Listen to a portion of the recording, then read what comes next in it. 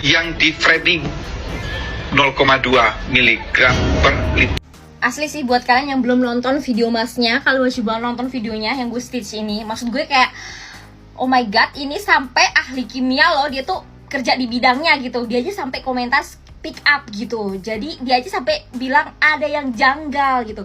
Sekian banyak orang yang udah speak up, masa iya sih, ayolah nggak dibuka atau gimana gitu, nggak kasihan apa kalau emang bener-bener dia ternyata nggak salah gimana gitu.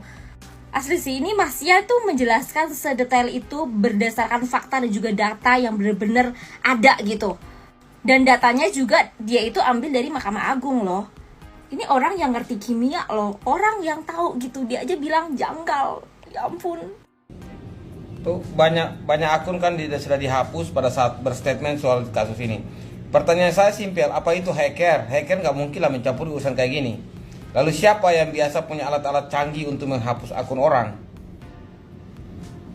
Berhentilah menghapus statement-statement atau komentar atau postingan ya, atau akun yang berkaitan dengan menyuarakan keadilan. Tidak boleh lah. Makanya semoga lah ya, rekomendasi Ketua Tim Reformasi Hukum kepada Presiden Jokowi segera dijawab. Ingat bahwa negara ini negara hukum, tetapi negara ini juga pasti banyak orang yang menyuarakan keadilan. Tidak usah menggunakan hal-hal yang tidak boleh. Gitu. Alat-alat negara jangan dipakai ya untuk hal yang tidak boleh dalam menghentikan. Bak ketiban apes, Ayah Mirna Salihin kini dipolisikan mantan karyawan. Diduga tak lakukan ini saat menjabat jadi bos. Sebelum kita mulai, silakan klik tombol subscribe terlebih dahulu agar tidak ketinggalan info menarik lainnya. Kabar mengejutkan datang dari Ayah Mirna Salihin, Edi Darmawan Salihin. Di tengah ramainya kasus kopi sianida, Ayah Mirna Salihin dilaporkan ke polisi oleh mantan karyawannya. Lantas penyebab apa Ayah Mirna Salihin dipolisikan oleh mantan karyawan? Seperti diketahui, Edi Darmawan jadi sorotan usai buka suara soal kasus kopi sianida yang menewaskan putrinya. Edi bersikeras bahwa dalang dari pembunuhan itu adalah Jessica Kumala Wongso. Bahkan ia mengklaim punya bukti saat Jessica meracuni anaknya menggunakan sianida. Namun siapa sangka, di tengah ramainya kasus kopi sianida, Edi justru dilaporkan ke polisi. Ayah Mirna itu dipolisikan oleh para mantan karyawannya. Dilansir dari kanal YouTube Intens Investigasi pada Sabtu, 14 Oktober 2023. Mantan karyawan itu membongkar kelakuan Ayah Mirna saat jadi bos. Yang saya rasakan nyaman kerja di sana, santai, kenyamanan itu membuat saya terlena. Tak terasa sudah 18 tahun kerja di sana. Gaji kecil kok lama di situ, ujar Teguh, salah satu mantan karyawan Edi. Namun semua berubah saat muncul kasus kopi sianida. Setelah ada kasus Mirna sianida itu parah, istri saya juga berteriak. Karena kita kan punya utang cicilan motor, rumah, atau kita punya anak sekolah. Itu kan yang bikin kita sedih. Kenapa jadi seperti ini, ujar Teguh. Teguh mengaku kala itu Edi melakukan PHK besar-besaran untuk efisiensi perusahaan. Namun sayang, ia tak mendapat pesangon walau sudah kerja selama 18 tahun. Setelah itu terjadi PHK besar-besaran. Itu saya juga kaget tiba-tiba jadi PHK.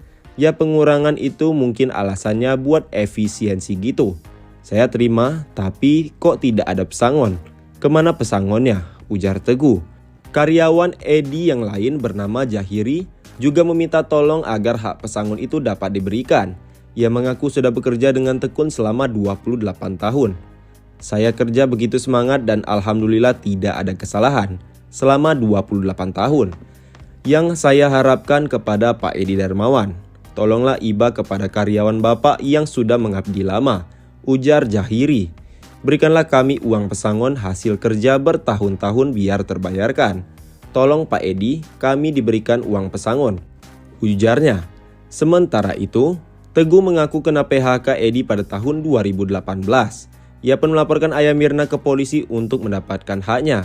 Karena itu, mantan karyawan Ayah Mirna Salihin menggandeng pengacara Mangunju Hasimanulang telah melaporkan Edi Darmawan ke Polda Metro Jaya pada 26 September 2023. Ia menyebut telah melaporkan beberapa pemegang saham di perusahaan Ayah Mirna. Adapun yang kami laporkan itu PT Fajar Indah Cakra Cemerlang sebagai badan hukumnya. Kemudian kami juga melaporkan para pemegang saham. Salah satunya Edi Darmawan Salihin sebagai Direktur Utama dan pemegang saham terbanyak, ujar Mang Uju. Mengetahui hal itu, netizen langsung heboh. Banyak yang berharap agar Ayah Mirna segera memberi uang pesangon pada para karyawannya. Otto Hasibuan puas.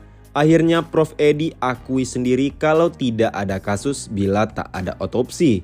Otto Hasibuan sebagai pengacara Jessica Wongso akan melakukan upaya hukum untuk membuka kembali kasus kopi sianida. Otto Hasibuan beranggapan bahwa Jessica Wongso seharusnya tidak bisa dihukum karena tidak ada otopsi pada tubuh Mirna Salihin pada kasus kopi sianida. Menurut Otto Hasibuan, tidak adanya otopsi maka tidak ada kasus, terutama dalam kasus pembunuhan. Hal ini pun sesuai dengan pernyataan Prof. Edi Hirarich, pakar hukum pidana UGM. Yang paling bikin saya bahagia itu adalah pernyataan dari Prof. Edi. Wamen kita mengatakan no autopsy no case, kata Otto Hasibuan. Dilansir dari YouTube Intense Investigasi pada Minggu 15 Oktober 2023. Otto Hasibuan pun bahagia akhirnya Prof. Edi mengonfirmasi sendiri bahwa sesuatu hal tidak bisa dinyatakan sebagai kasus bila tidak ada hasil otopsi. Nah, ini jadi kalau tidak ada otopsi, menurut dia juga ternyata tidak bisa ada kasus. Nah, itu yang membuat saya bahagia. Jadi, sudah konfirmasi dulu satu-satu, ujar Otto Hasibuan. Sebab Otto Hasibuan masih meyakini bahwa tidak ada otopsi pada tubuh Mirna Salihin. Keyakinan ini berdasarkan hasil keterangan dari Dr. Slamet yang melakukan visum 2016 lalu. Persoalan dilakukan otopsi atau tidak, tentunya kami meyakini bahwa tidak ada otopsi. Kenapa tidak ada otopsi? Ini berdasarkan keterangan dari saksi yang melakukan visum yaitu Dr. Slamet, ucap Otto Hasibuan. Pengacara Jessica Wongso ini masih ingat kala itu Dr. Slamet memberikan keterangan bahwa tidak ada otopsi pada tubuh Mirna Salihin. Dr. Slamet mengatakan tidak ada otopsi dan di dalam keterangan tertulis, itu pun mengatakan tidak ada otopsi, imbu Otto Hasibuan. Karena itu, ini berarti para ahli sudah sepakat dengan prinsip no autopsy no case no crime, termasuk pada kasus Jessica Wongso. Sehingga Otto Hasibuan beranggapan kasus kliennya ini bisa dilakukan upaya hukum progresif. Balasan telak Otto Hasibuan soal Prof. Edi sebut Jessica Wongso hanya menangis di depan saksi ini. Usai dirilisnya film dokumenter I School Murder Coffee and Jessica Wongso pada akhir September lalu, kasus kematian Wayan Mirna Salihin kembali menjadi sorotan publik, tak terkecuali para saksi ahli dalam persidangan. Salah satunya sosok Prof. Edi Hirarich. Profesor Edi Hirarich belakangan ini menjadi sorotan setelah memberikan keterangannya di podcast Denny Sumargo.